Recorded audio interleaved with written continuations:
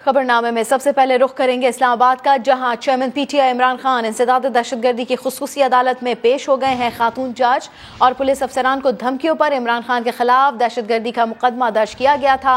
इमरान खान इसी मुकदमे में जमानत के लिए खुसूसी अदालत में पेश हुए हैं। इमरान खान की पेशी के मौके पर जुडिशल कॉम्प्लेक्स के अतराफ जो है पुलिस की भारी नफरी तैनात हुई और ऐसे में उनकी अबूरी जमानत को भी मंजूर किया गया। बिल्कुल, इस हवाले से मजीद तफसीलात जानते समा के नुमाइंदे सुहेल रशीद से। जी सुहेल, अपडेट कीजिए, क्या कुछ हुआ?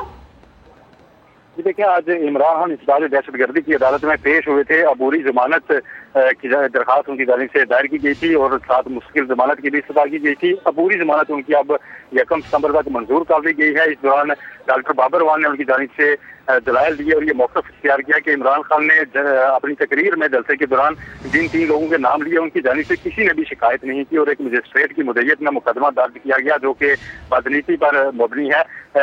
इन दलाइल के बाद अदालत ने अब नोटिस जारी कर दिए हैं पुलिस को और मुश्किल जमानत की दरखास्त पर जो है वो 1 सितंबर को दलाइल तलब कर लिए हैं और तब तक पुलिस को इमरान खान की गिरफ्तारी से इस मुकदमे में रोक दिया गया है। 1 लाख रुपए के मुचलकों के ये अबूरी जमानत इमरान खान की मंजूर की गई है। आपसे थोड़ी देर पहले वो इंसदाद दहशतगर्दी की अदालत से वापस रवाना हुए हैं। इस्लामाबाद हाई कोर्ट ने उनको 25 तारीख तक यानी आज तक इससे पहले राहदारी जमानत दे रखी थी कि तब तक वो आप इंसदाद दहशतगर्दी की अदालत से रजू करें। अब उनकी जानिब से यहाँ पर आज बाकायदा दरखास्त दायर की गई और उसके बाद वो खुद यहाँ पर पेश हुए। सख्त सिक्योरिटी के इंतजाम आज सुबह से ही किए गए थे जुडिशल कॉम्प्लेक्स के इतराफ में और कारकुनों को यहाँ तक आने की इजाजत नहीं थी। इतराफ की तमाम सड़कों को बंद रखा गया था आम अफराद के दाखिले के लिए। इसके बावजूद इमरान खान के साथ जो पीटीआई रहनुमा थे उनकी एक बड़ी तादाद जरूर कमरा अदालत तक पहुंचने में कामयाब रही।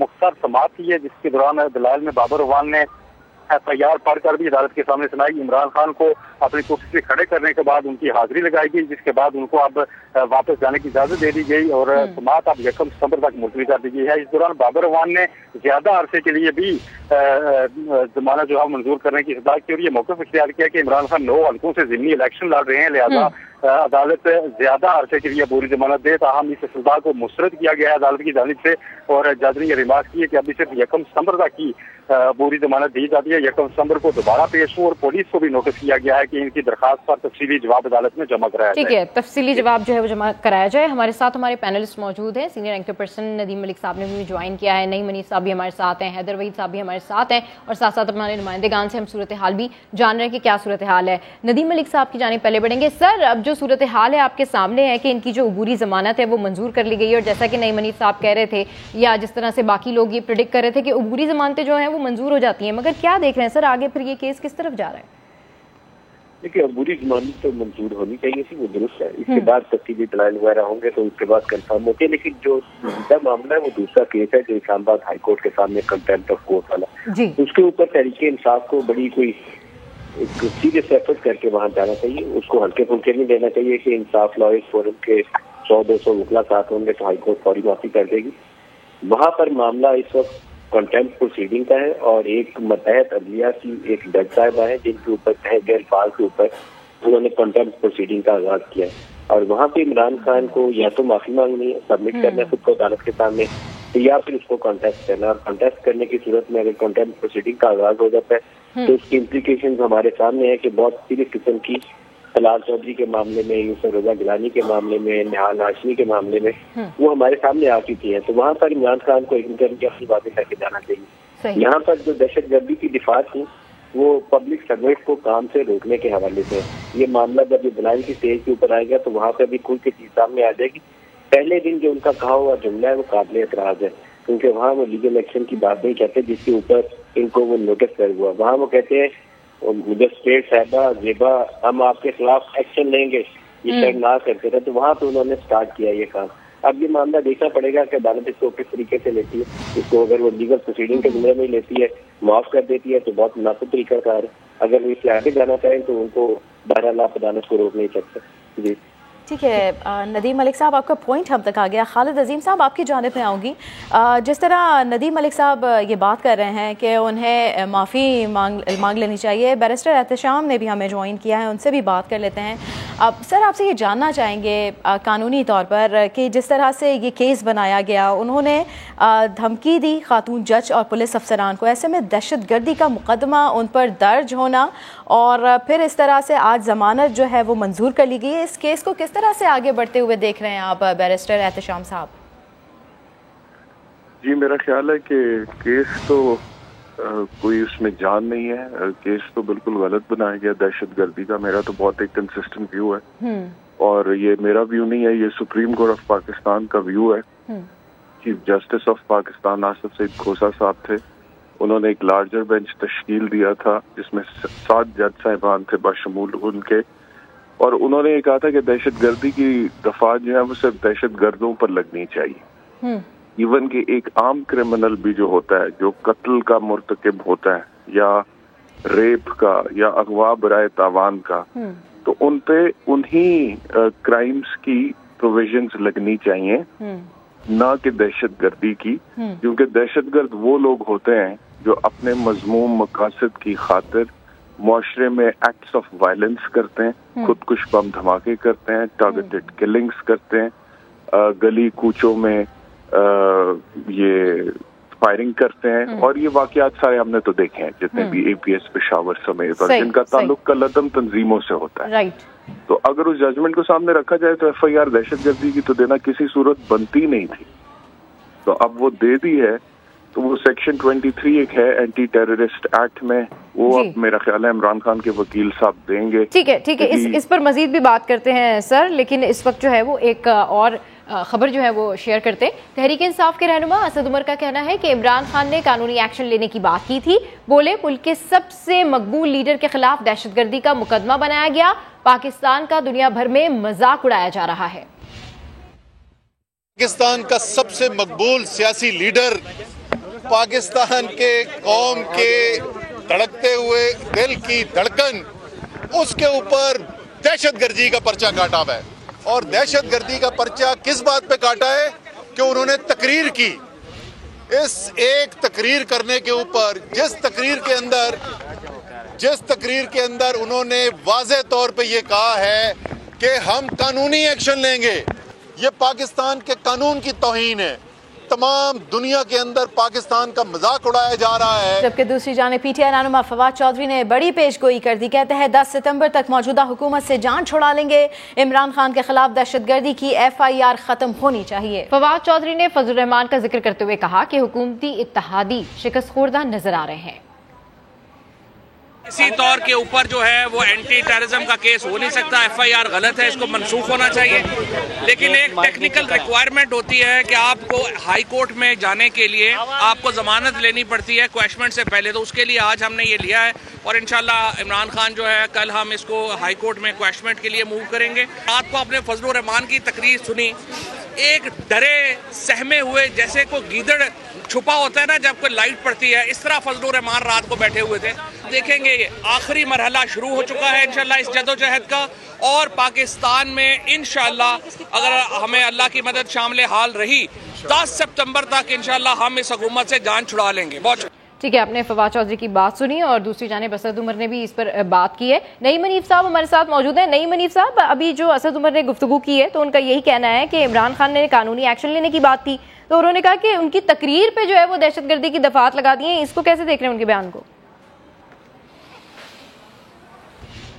बिल्कुल उनका राइट है, उनके लीडर हैं, आज वो बड़ी तादाद में लोगों को जमा करके जमानत लेने गए थे, वहां पे वॉक थ्रू गेट तोड़ दिए गए और अंदर घुसने की कोशिश की गई, नारेबाजी की गई और उनका हक है। और फवाद चौधरी साहब भी अभी बता रहे थे कि 10 सितंबर तक वो मौजूदा हुकूमत से जान छुड़वा लेंगे, लेकिन थोड़ा सा क्लैरिटी नहीं रही उनकी बात। 10 सितंबर 2022 की बात कर रहे थे या 10 सितंबर 2023 की बात कर रहे थे, ये थोड़ा सा मुझे कंफ्यूजन उनकी बात से रही।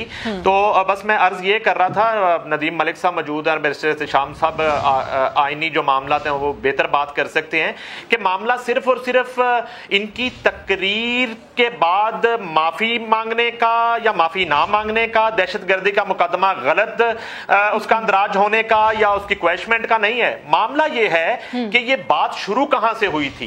ये शहबाज गिल साहब पे एक मुकदमा दर्ज हुआ था, मैं सिर्फ याद दिलाना चाहता हूं कि उन्होंने इदारे में बगावत पर उकसाने की कोशिश की। उन्होंने एक निजी टीवी चैनल पर खिताब फरमाया, वहां पे बीपर दिया, जिसकी वजह से उन पर मुकदमा दर्ज हुआ और उस मुकदमे को जो है वो गलत समझते हुए और उस पे जो है वो सीखपा होते हुए खिताब फरमाया इमरान खान साहब ने। और आज के दिन तक उन्होंने उनके उस बीपर की, उनके उस बयानिए की मजम्मत नहीं की। मैं अर्ज ये करना चाहता हूं कि क्या सिर्फ इमरान खान साहब, मौजूद जज साहिबा जो हैं, उनके हवाले से जो उन्होंने बयान दिया या धमकियां मेज गुफ्तगू की, सिर्फ उस पर माफी मांगना है, या शहबाज गिल ने जो गुफ्तगू की इदारे के हवाले से और इदारे की साख को मुतासर करने की कोशिश की, बगावत पर उकसाने की कोशिश की गई, उसकी भी मजम्मत करेंगे? क्या उस पर भी माफी मांगेंगे, या सिर्फ जान छुड़वाने के लिए, गिरफ्तारी के खौफ से बचने के लिए, जिस तरह आज वो सैकड़ों की तादाद में लोगों को जमा करते रहे और जब तक लोग जमा नहीं हुए वो बनी गाला से निकले नहीं है, क्या वो जो है वो उसकी भी मजम्मत करेंगे? बिल्कुल ठीक कह रहे हैं, बिल्कुल ठीक कह रहे हैं नहीं मनीफ साहब कि क्या सिर्फ वो अपनी जान छुड़ाने के लिए ये सब कुछ करेंगे, या फिर जो शहबाज गिल साहब ने किया है उसकी भी वो मजम्मत करेंगे या माफी मांगेंगे? बहुत शुक्रिया। हमारे पैनलिस्ट हमारे साथ मौजूद हैं, नईम हनीफ साहब और बैरिस्टर एहतिशाम और नदीम मलिक साहब। आगे बढ़ते हुए आपको बताया कि लाहौर हाईकोर्ट के हमजा शहबाज को गिरफ्तारी से कबल आगाह करने के फैसले के खिलाफ नैब की अपील पर सुप्रीम कोर्ट में समाअत हुई। सुप्रीम कोर्ट ने नैब की अपील पर हमजा शहबाज को नोटिस जारी कर दिया। इस हवाले से मजीद तफसीलात जानते हैं समा के नुमाइंदे जुल्करनैन इकबाल से। जी जुल्करनैन, अपडेट कीजिए। देखिए, 2019 में नैब ने यह अपील दायर की थी और अपील सिर्फ इस नुक्ते की हद तक दायर की गई थी कि मुलजिम को गिरफ्तारी से कबल आगाह करने का जो हुक्म था लाहौर हाई कोर्ट का, उसको चैलेंज किया गया था और आज नैब के प्रोसिक्यूटर ने अपने दलाइल भी उसी हवाले से दिए हैं। उनका कहना था कि इस वक्त ये मामला और गिरफ्तारी वाला तो नहीं है, लेकिन ये जो हुक्म है कि मुलजिम को पहले आगाह किया जाए, इसकी वजह से नैब के काम में जो है ना वो मुदाखलत हो रही है और बार बार ये हर मुलजिम इस हुक्मनामे को इस्तेमाल कर रहा है, जबकि कानून के खिलाफ ये फैसला लाहौर हाई कोर्ट ने दिया हुआ है और सुप्रीम कोर्ट भी इस हवाले से पहले फैसले दे चुकी है जिसके खिलाफ ये अहकाम दिए गए हैं। इसलिए अदालत ने अहकाम किया था कि नैब की जो अपील है उसको मंजूर करे। तमाम अदालत ने हमजा शहबाज समेत तमाम जो फ्रीकैन है उनको नोटिस जारी करके जवाब तलब करते हुए समाअत को गैर मुय्यना मुद्दत तक मुलतवी कर दिया है।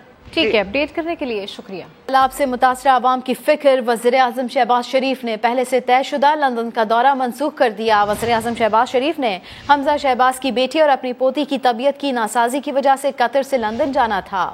वज़ीर आज़म की पोती लंदन में ज़ेरे इलाज है, लेकिन सैलाब की सूरत हाल की वजह से वज़ीर आज़म ने फौरी वतन वापसी का फैसला किया।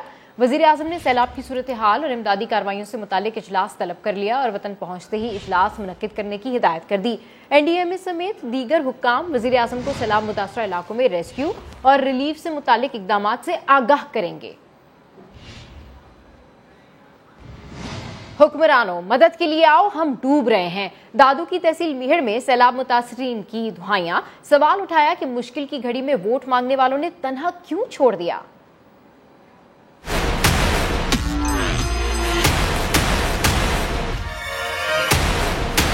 किधर गई भाई हुकूमत पीपल्स पार्टी की, किधर गई PTI? ये असर नशर, ये देखो इधर, ये देखो इधर, ये घरों का असर देखो। खाने के लिए कुछ नहीं है, ना अनाज है, ना रोटी है, ना दूध है। सारी हुकूमत किधर गई है? घर डूब रहे हैं, बच्चे मर रहे हैं भूखे। बीमारी के लिए घरों के लिए प्लास्टिक नहीं है। वोट लेने के लिए आ जाते हैं, बाबा वोट दो, बाबा जो काम पड़ेगा हम बैठे हैं। अब किधर गई वो PTI? किधर गए पीपल्स पार्टी वाले? आए गरीबों के हमदर्दों, आओ जागो, इधर आओ, निकलो बाहर, तुम्हें देखे तुम तो महलों में रह रहे हो। पाकिस्तान के हुक्मरानों जागो, देखो क्या असर हो रहा है। सिंध में बारिश और सैलाब से अमवात का सिलसिला रुक न सका। नौशहर फिरोज भरिया सिटी में घर की छत गिरने से 4 अफराद जाँ बहक हो गए। तहसील ठरी मीरवाह का ज़मीनी राब्ता 4 रोज़ से ख़त्म होने के बाद इलाके में ग़िज़ाई किल्लत पैदा होने लगी। टंडो आलायार में इमदाद न मिलने पर मुतासरीन ने एहतजाजी मुज़ाहिरा किया। सिंध में सैलाब आबादियों को निगल रहा है, तबाही मचा रहा है। नौशेरो फरोज भिरिया सिटी में बारिश से घर की छत गिरने से 4 अफराद जाबाहक हो गए। दादू और मोरो के कच्चे में भी कई देहात ज़ेरे-आब आ गए। ककड़ के करीब गांव मुरीद बबर का रिंग बंद टूट गया। रेला करीबी बस्तियों की जानिब बढ़ने लगा। खैरपुर में मुतासिरीन ने खानमा नहर का पुश्ता तोड़ दिया, जिसके बाद तहसील ठरी मीरवाड़ डूब गई। 4 रोज से जमीनी रास्ता मुल्क भर से खत्म हो चुका है। इमदादी सरगर्मियां ताहाल शुरू न हो सकी। पानी का दबाव बढ़ने के बाद अलरा जागीर बंद को महफूज रखने के लिए कोशिशें शुरू कर दी गयी। कायम मुकाम गवर्नर आगा सिराज दुरानी के शहर की मरकजी शाहराह सर्कुलर रोड पर 5 से 7 फीट पानी जमा है। शहरियों को स्टेशन रोड या दीगर इलाकों में जाने के लिए कश्ती पर सफर करना पड़ रहा है। टंडोला यार में इमदाद न मिलने पर मुतासिरीन ने एहतजाजी मुजाहिरा किया। सांगड़ की हर गली और मोहल्ला तालाब का मंजर पेश कर रही है। ठट्टा में रेला जिर ग्रेड स्टेशन में दाखिल हो गया, जिससे बिजली की फराहमी मुअत्तल हो गई। सहराए थर की तहसील क्लोई में सीम नाले में पानी की सतह खतरनाक हद तक बढ़ने के बाद इलाका मकीनों ने नकल मकानी शुरू कर दी। उधर कच्चे के इलाके में सैलाब में फंसे अफराद को निकालने के लिए पुलिस ने रेस्क्यू ऑपरेशन शुरू कर दिया। सिंध में काजी अहमद के करीब कई देहात पानी में डूब गए। कच्चे घरों के मकीन सड़क किनारे ठंड में कपकपा रहे हैं। इस वक्त क्या सूरत हाल है, ये जानते समा के नुमाइंदे संजय साधवानी से। जी संजय, अपडेट कीजिए। मैं इस वक्त नवाबशाह की तहसील काजी अहमद की सिटी कॉलोनी में मौजूद हूँ। यहाँ पर बारिश में इनके घर सब जो हैं वो गिर गए हैं। लोगों ने सड़क किनारे पनाह ली है।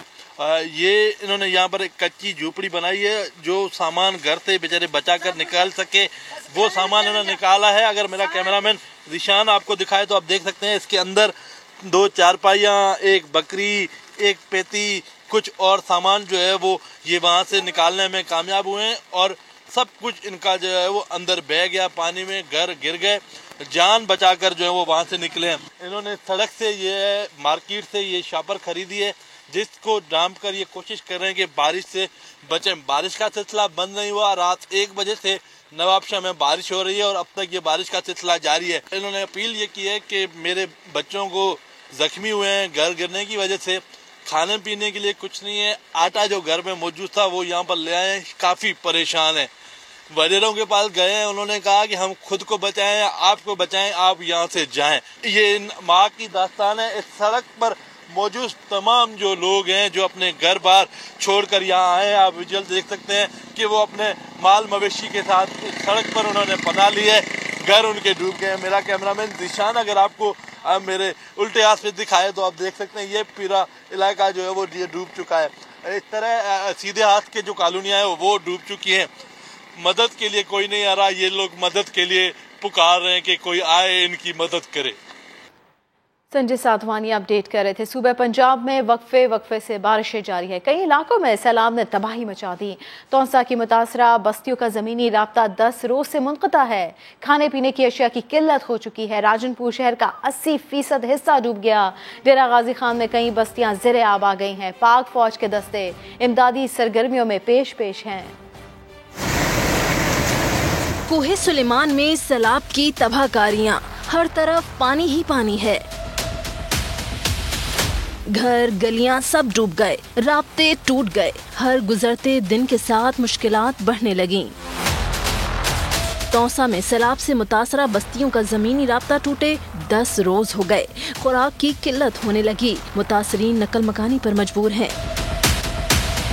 डेरा गाजी खान में नाला वडोर का सैलाबी रेला मुंहजोर हो गया। मुतादिद छोटे हिफाजती बंद भी बहा ले गया। मजीद दर्जनों बस्तियां डूब गईं। पाक फौज मुश्किल में घिरे अवाम की मदद को आ गई। मुतासरा इलाकों में बजरिया हेलीकॉप्टर राशन और दीगर सामान पहुंचाया जा रहा है। नकल मकानी में मदद की जा रही है। कोटला ईसन के मकाम पर कराची पेशावर कौमी शहरा पर शगाफ पड़ने से अतराफ के इलाके ज़ेरे-आब हैं। सखी सरवर रोड पर सैलाब आने से अतराफ में पानी जमा है। बस्ती लोहार और बस्ती मुरीदानी के कई इलाकों में भी तहद नजर पानी है। खुजदार में सैलाब ने बलूचिस्तान को सिंध से मिलाने वाली M8 शाहराह को भी लपेट में ले लिया। थराली डैम से पानी का अखराज शुरू हो गया। इस वक्त वहाँ क्या सूरत हाल है, जानते हैं अहमर रहमान खान से। जी अहमर, अपडेट कीजिए। जी बिल्कुल, इस वक्त हम खुजदार में मौजूद हैं। M8 ये सड़क है जो कि सी पैक की भी सड़क जो है वो कहलाई जाती है और बड़ी अहम सड़क तस्वुर की जाती है। तुराली डैम यहाँ पर वाक़े है। गुज़िश्ता रोज़ से यानी कि तकरीबन 24 घंटे से ज़ायद का वक्त गुजर चुका है और खुजदार में बारिश का सिलसिला जारी है वक्फे वक्फे से। इसी वजह से तुराली डैम जो है वो ओवरफ्लो कर गया है और साथ ही साथ जो उसका स्पिलवे है उससे जो है वो पानी बाहर आना शुरू हो गया। आप ये देख सकते हैं, मेरे कैमरामैन शायद अगर आपको दिखाएं कि कितना स्पीड से ये पानी इस सड़क पे जो है वो ट्रैवल करता हुआ आ रहा है और इस सड़क पे इस वक्त भी बड़ी स्पीड से पानी गुजर रहा है। आप ये देख सकते हैं कि मैं खुद इस पानी में ही जो है वो खड़ा हुआ हूँ और इससे आपको स्पीड का अंदाज़ा होगा कि कितना तेज़ी से ये पानी आगे बढ़ रहा है कि मेरा खड़ा रहना भी यहाँ पर मुश्किल है और ये पानी टकराता हुआ मुझसे जो है वो गुजर रहा है। बहुत ज़्यादा स्पीड है, वाकई में यहाँ पे खड़ा रहना भी मुश्किल है। अगर ये पानी का लेवल मज़ीद बढ़ता है और पूरी सड़क पर आ जाता है, इस वक्त भी तकरीबन पूरी ही सड़क से आप ये रेला गुजरता हुआ आपको नज़र आ रहा होगा, तो यहाँ पर लिवीज़ फोर्स को जो है वो तैनात कर दिया गया है। अगर ये पानी का रेला जो है वो बढ़ता है तो इस सड़क को ट्रैफिक के लिए बंद कर दिया जाएगा। अभी जो है यहाँ से ट्रैफिक गुजरने दी जा रही है क्योंकि पानी का जो लेवल है वो इतना ज़्यादा नहीं है, लेकिन स्पीड बहुत है, खड़ा रहना यहाँ पर मुश्किल है या गाड़ियों को गुजरते हुए भी बड़ी एहतियात करनी होगी, इसीलिए लिवीज़ फोर्स भी यहाँ पर तैनात की गई है। जी, अहमद रहमान खान अपडेट कर रहे थे। सूबा खैबर पख्तूनख्वा में भी शदीद बारिश और सैलाब के पानी की वजह से मुश्किलात का सामना है। ज़िला लखी मरवत में तबाही मची हुई है। दीर के सैलाब में बहने वाले 5 बच्चों में से 2 बच्चों की लाशें अब तक नहीं मिल सकी है। डेरा इस्माइल खान के नवाही इलाके में सैलाबी रेला दर्जनों कच्चे मकानात और माल मवेशियों को बहा ले गया। ये रिपोर्ट देखिए।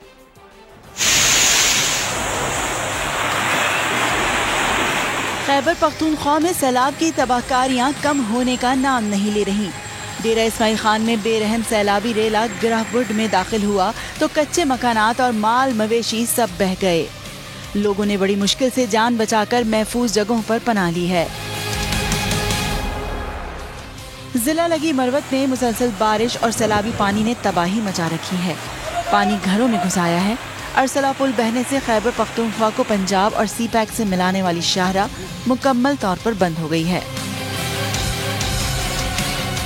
दीर समेत जिले के बलाई और मैदानी इलाकों में भी मुसलसल बरसात की वजह से मामूलात जिंदगी मफलूज हैं। रेले में बहने वाले 2 बच्चों की तलाश भी जारी है। अबटाबाद में भी बारिश के बाद बाज इलाकों में सड़कें और गलियां ज़ेरे आब आ गई हैं। दूसरी जानिब गिलगित बल्तिस्तान में वक्फे वक्फे से होने वाली बारिशों के बायस मुख्तलिफ नालों में तुग़यानी आ गई है। लोग शदीद मुश्किलात से दुचार हैं। स्वात में आज दूसरे रोज भी बारिश का सिलसिला जारी है और मंगोरा शहर में तबाहकारियों के बाद सैलाब के बायस कालाम रोड भी 3 मुकामात पर बंद हो गई। मजीद बता रहे हैं समा के नुमाइंदे सैयद शहाबुद्दीन। जी अपडेट कीजिए शहाब। जी बिल्कुल, स्वात में आज दूसरी रोज भी वक्फे वक्फे से बारिश का सिलसिला जारी है। नदी नालियों में तुग़यानी बरकरार है। कल वादी मरगुजार और कुकाराई के बालाई पहाड़ों पर आसमानी बिजली गिरी, जिसके बाद मिंगौरा शहर के वस में गुजरने वाली इस नदी में शदीद तुग़यानी आ गई थी। पानी सरकारी दफातर, स्कूलों, मसाजिद, दुकानों और घरों में दाखिल हुआ और लोगों का भारी नुकसान हुआ। एक बच्ची जो है सैलाबी रेले में बहकर जा बहक हुई। 8 अफराद जख्मी हुए। बालाई इलाकों में इस वक्त शदीद बारिश जारी है। वादी कालाम, इसी तरह बहरैन और दीगर इलाकों में बारिश जारी है। कालाम रोड पर पिशमाल, मानक्याल और असरेत के मुकाम पर नदी नालों में तुग़यानी आने से कालाम रोड ट्रैफिक के लिए बंद है। सयाहों की एक गाड़ी भी बह चुकी है। बहुत शुक्रिया, अपडेट कर रहे थे। आप आगे बढ़ते हुए आपको बताया कि डॉलर की मुसलसल 6ठे रोज भी ऊंची उड़ान। ओपन मार्केट में डॉलर 5 रुपए महंगा होकर 232 रुपए का हो गया। इंटर बैंक में भी डॉलर 1 रुपया 22 पैसे महंगा हो गया है।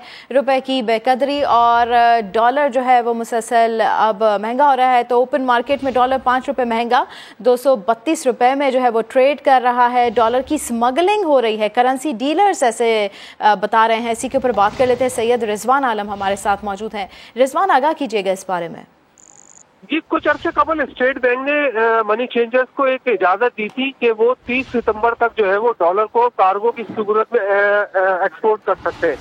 उस दिन के बाद से हमने देखा कि डॉलर जो है मुसलसल जो है वो ओपन करेंसी मार्केट में महंगा हो रहा है। इंटरबैंक में रोजाना जो है 2 रुपए या 1 रुपए ही महंगा होता है, लेकिन ओपन मार्केट में रोज इसकी कीमत में जो है वो 3 से 4 रुपए इजाफा हो रहा है। सिर्फ 4 दिन में ओपन करेंसी मार्केट में ये 12 रुपए महंगा हो चुका है। और इसकी वजह यही नजर आ रही है कि स्मगलिंग। ठीक है, बहुत शुक्रिया सैयद रिजवान आलम, अपडेट किया आपने। बुलेटिन से फिलहाल इतना ही, एक ब्रेक के बाद हाजिर होंगे हेडलाइंस के साथ। देखते रहिए समा।